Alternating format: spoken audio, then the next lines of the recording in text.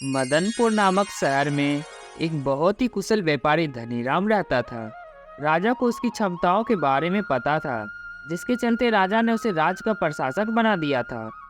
अपने कुशल तरीकों से व्यापारी धनीराम ने राजा और आम आदमी को बहुत खुश रखा। कुछ समय के बाद व्यापारी धनीराम ने अपने लड़की का विवाह तय कर दिया। उस उपलक्ष्य में उसने एक बहुत बड़े भोज का आयोजन किया। इस भोज में उसने राज परिवार से लेकर प्रजा तक सभी को आमंत्रित किया। राजघराने का एक सेवक जो उस महल में झाड़ू लगाता था, वह भी इस भोज में शामिल हुआ, मगर गलती से वह एक कुर्सी पे बैठ गया जो केवल राज परिवार के लिए रखी हुई थी। सेवक को उस कुर्सी पर बैठा देख व्यापारी धनीराम को गुस्सा आ जाता है और वह सेवक को धुतकार कर वहां से भगा देता है। सेवक को बहुत शर्मिंदगी महसूस होती है और वह व्यापारी धनीराम को सबक सिखाने का प्रण ले लेता है। अगले ही दिन सेवक राजा के कक्ष में झाड़ू लगा रहा होता है। वह राजा को अर्ध नींद में देखकर बड़बड़ाना शुरू करता है। इस व्यापारी धनीराम की इतनी मजाल कि वह रानी के साथ दुर्व्यवहार करे। यह सुनकर राजा की नींद खुल जाती है और वह सेवक से पूछता है, क्या यह वाकई में सच है? क्या तुमने व्यापारी धनीराम को दुर्व्यवहार करते देखा है? सेवक तुरंत राजा के पैर पकड़ लेता है और बोलता है, मुझे माफ कर दीजिए महाराज, मैं कल रात से सो नहीं पाया। मेरी नींद पूरी नहीं होने के कारण मैं कुछ भी बड़बड़ाया जा रहा हूँ। यह सुनकर राजा सेवक को कुछ नहीं बोलता है, लेकिन उसके मन में शक पैदा हो जाता है। उस दिन से राजा व्यापारी धनीराम के महल में निरंकुश घुसने पर पाबंद लगा देता है और उसके अधिकार को भी कम कर देता है। अगले दिन जब व्यापारी धनीराम महल में आता है तो उसे सैनिक रोक देते हैं। यह देखकर व्यापारी धनीराम बहुत आश्चर्यचकित हो जाता है। तभी वहाँ खड़ा सेवक मजे लेते हुए बोलता है, अरे सैनिक, जानते नहीं ये कौन है? ये बहुत प्रभावशाली व्यक्ति है जो तुम्हें बाहर भी फेंकवा सकता है, ठीक वैसे ही जैसे इन्होंने मेरे साथ अपने भोज में किया था। तनिक सावधान रहना। यह सुनते ही व्यापारी धनीराम को सारा माजरा समझ में आ जाता है। वह सेवक से माफी मांगता है और सेवक को अपने घर खाने पर बुलाता है। व्यापारी धनीराम सेवक की खूब सेवा सत्कार करता है।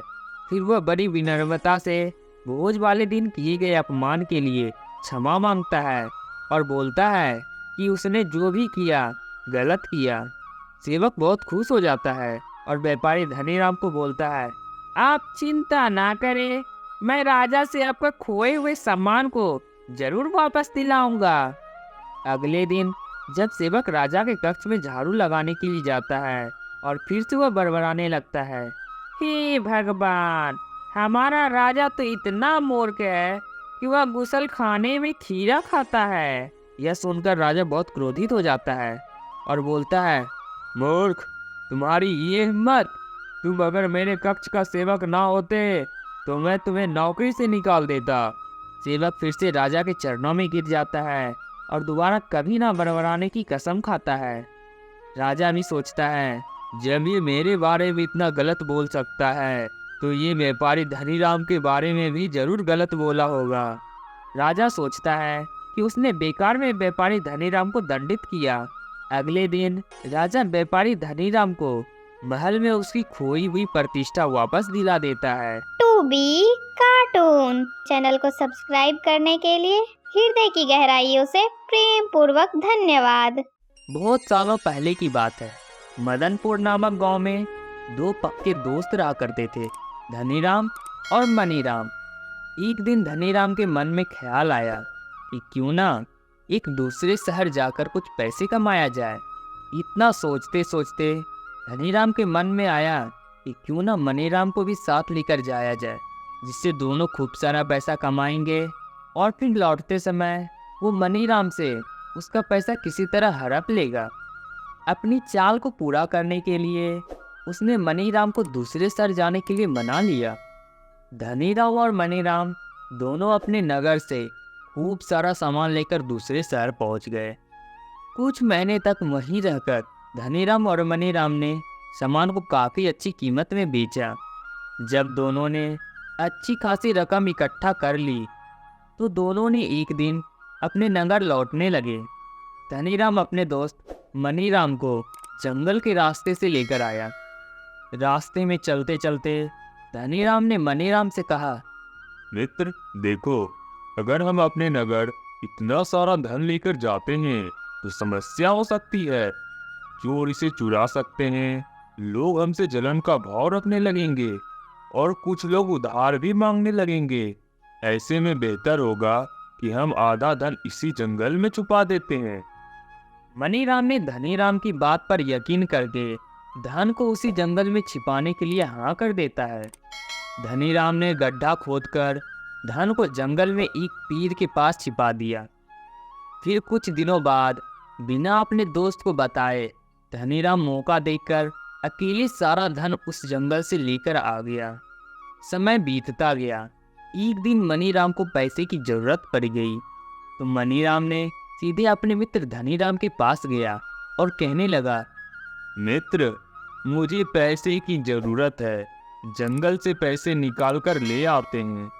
धनीराम राजी हो गया और दोनों जंगल की ओर निकल गए। जैसे ही मनीराम ने गड्ढा खोदा तो वहाँ पैसे ना देखकर चौंक गया। इतने में ही धनीराम शोर मचाना शुरू कर दिया और मनीराम पर चोरी का आरोप लगा दिया। गांव में हो हल्ला होने के बाद धनीराम न्यायालय पहुंच गया और न्यायाधीश को सारा मामला सुना दिया। और जब न्यायाधीश ने सारा मामला सुना तो सच्चाई का पता लगाने के लिए अपनी दिव्य शक्ति से परीक्षा लेने का निर्णय लिया। इसके बाद न्यायाधीश ने दोनों को आग में हाथ डालने का आदेश दिया। चतुर धनीराम ने कहा, आग में हाथ डालने की क्या जरूरत है? खुद बन देवी मेरी सच्चाई की गवाही देगी। न्यायाधीश ने धनीराम की बात मान ली। उसके बाद सारा गांव वाला उस जंगल में पहुंच गए जहां धनीराम और मनीराम ने अपने पैसे को एक गड्ढे में छिपा दिए थे। वहां पहुंचकर दोस्त धनीराम पास के एक सूखे पेड़ में छिप गया और जैसे ही न्यायाधीश ने बन देवी से पूछा कि आखिर धन की चोरी किसने की तो जंगल से आवाज आई, मनीराम ने चोरी की है।